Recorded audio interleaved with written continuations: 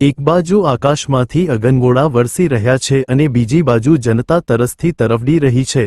તાપી જિલ્લાના સોનગઢ તાલુકાના ચાંપાવાડી ડુંગરી ફળિયામાં પીવાના પાણીની સમસ્યાએ હવે ઉગ્ર સ્વરૂપ ધારણ કર્યું છે। શું છે આખો મામલો? ગામમાં પંચાયત દ્વારા બોર તો બનાવવામાં આવ્યો છે, પરંતુ તેમાં મોટર અને મીટર ન હોવાને કારણે તે માત્ર શોભાના ગાંઠિયા સમાન બની રહ્યો છે। જ્યારે ગ્રામજનો આ બાબતે સરપંચ પાસે ન્યાય માંગવા ગયા ત્યારે સરપંચે જે જવાબ આપ્યો તે સાંભળીને આખું ગામ ચોંકી ગયું છે।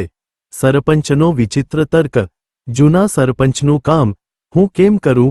ગ્રામજનોના આક્ષેપ મુજબ સરપંચે જવાબદારી સ્વીકારવાને બદલે એવું કહીને હાથ ઊંચા કરી દીધા કે શું સત્તા પર બેઠા પછી સરપંચ માત્ર નવા કામોના જ માલિક હોય છે? જૂના કામોની જાળવણી શું ગ્રામજનોએ જાતે કરવાની? ગેરવર્તન અને અહંકારની પરાકાષ્ઠા। આટલું ઓછું હોય તેમ સરપંચે ઠરાવ પર સહી સિક્કા કરવાની પણ મનાઈ ફરમાવી દીધી છે।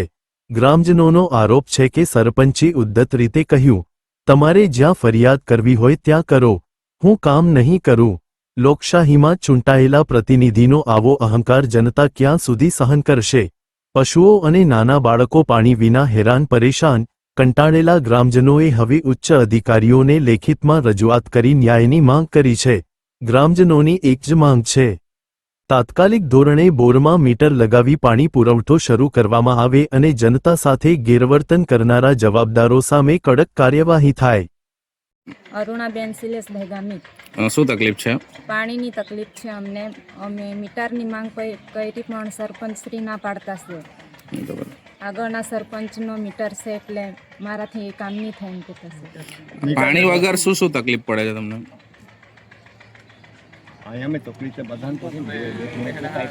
પાણી તો ભેંસને પીવડાવવાનું, માણસ ના ભરવાનું। અમે તો 10-15 ઘર પાણી ભરીએ એટલે ભરનું પાણી ઉતરી જાય તો રાત્રે 1-2 વાગે ઉઠીને પછી પાણી ભરવું પડે। રાત્રે કોણ ઉઠીને પાણી ભરે? એવી રીતે અમને તકલીફ છે એટલે કે મીટર મૂકી દે તો સારું થાય। નામ? મારું નામ છે ઈસાકભાઈ ગામિત રતિલાલ, રહેવાસી ચાંપાવાડીના ડુંગરી ફળિયું। અમને પાણીની સમસ્યા છે। અમને 15 ઘર છે, 15-20 ઘર એના સરકારી બોર મૂકેલો છે અને સરપંચશ્રીને અમે કીધું કે અમને મીટરની વ્યવસ્થા કરી આપજો, તો ના પાડી અને અમે સોનગઢ તાલુકા વિકાસ અધિકારીને અમે અરજી કરી છે અને અમને મીટર મળી જતું તો ખૂબ સારું। આમાં પાણી આવે છે આ બોરમાં? પુષ્કળ પાણી છે, એમાં તો 10-15 ઘર અમને થઈ રહે એમ તો પુષ્કળ પાણી છે, સરકારી બોર છે। સરપંચને રજૂઆત કરી તો શું કહે છે સરપંચ?